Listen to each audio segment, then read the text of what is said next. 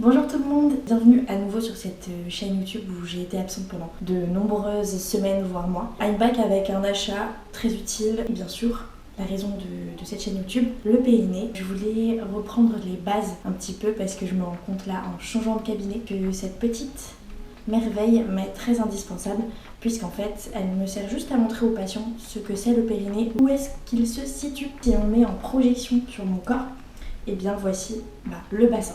Là on a les os, c'est là où on va sentir un petit peu des os qui remontent. Ça ce sont les crêtes iliaques qui se rejoignent derrière avec le sacrum. Ce sacrum se termine vers le bas par le coccyx, qui est la petite pointe qu'on a et qui peut faire mal lorsqu'on tombe par exemple sur les fesses, à roller. Ça c'est notre partie osseuse.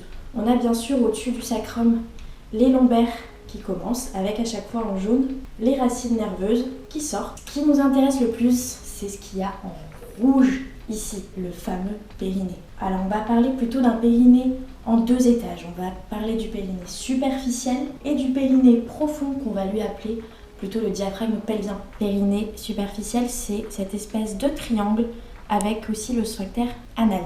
Donc vous avez chez la femme à l'avant l'urètre, on a les lèvres, le vagin, et là on a l'anus. Et en profondeur, donc on le voit un petit peu ici, mais on le voit surtout quand on prend le bassin d'en haut et qu'on retire bien évidemment tous les éléments, on a le périnée profond, le diaphragme pelvien, qui lui est comme un hamac, comme vous pouvez le voir, et qui insère vachement sur le coccyx et qui tapisse en fait le fond du bassin. Lui a plutôt un rôle de soutènement des organes, puisque quand il se contracte, effectivement, il est de cette forme, et il se tend et donc il remonte à l'intérieur de l'organisme et donc supporte bien les viscères.